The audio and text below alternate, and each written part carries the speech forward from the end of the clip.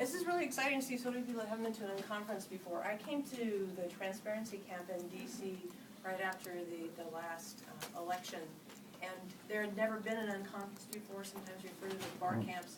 There was one other person there from the West Coast who's the director of the Open ID Foundation, and he looked at me and he said, you know, I'm just not used to not seeing people sitting in the hallways on the floors. This is the most civilized event I've ever been to.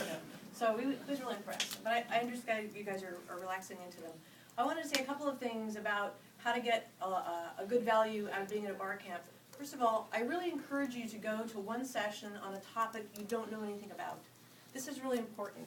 Yesterday we had a session on crisis management, disaster management, and we had the room full of people that were technologists and NGOs and people that really focus on that. But the issue came up of how you build relationships, and there was no one there from the e-diplomacy team. There was no one there that had any background in diplomacy. And so that piece of contribution would have been great. So I encourage you to make sure that you're mixing up with cross-disciplinary teams. This is really the value of these events. If you go to a session and you feel like you've contributed and you're done and there's another one you want to go to, don't be shy about moving. It's okay to do theater switching, okay? And don't be offended if someone leaves your group. It's not that they're bored. It's just that you'll find there's a lot to do, and the biggest value here is connecting with people, so feel free to do that. Then in general, I wanted to tell you that open source, I've been specializing in open source in government for a long time. It's just a weird thing I fell into. It's a long story, but we don't have any time. We're not going to talk about that. What I do want you to know is that open source and its use in government and the public sector and with NGOs and nonprofits presents a huge opportunity to give some real depth to your relationships in the international community. The United States has a different approach to open source than other countries. We're better at figuring out how to have commercial vendors create support to mature the way we can use open source in businesses and government. But other countries have taken different approaches, and they've done national mandates and policy requirements to do open source. It's a different approach.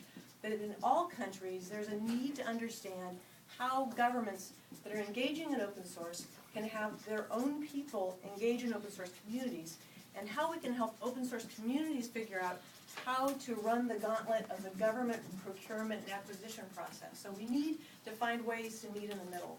But just to give you a snapshot, I just finished a project for Spain, doing a study of international open source communities where government code, people are creating applications for government. Spain has a national referendum. Malaysia has a national referendum. 90% of their agencies are using open source. Brazil's been doing this for a decade. It's really they're really the Simon Bolivar of software down there. So Malaysia, Europe, you may have heard Russia just came out with a public policy.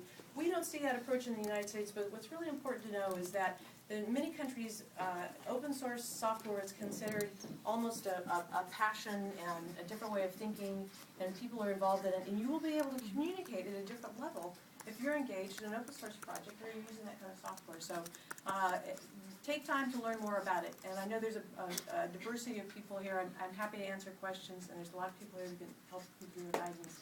So have a great day, and make sure, like I said, meet people you've never met before. Find out about things you don't know. You will never know when your expertise is really needed in another space. Thanks very much.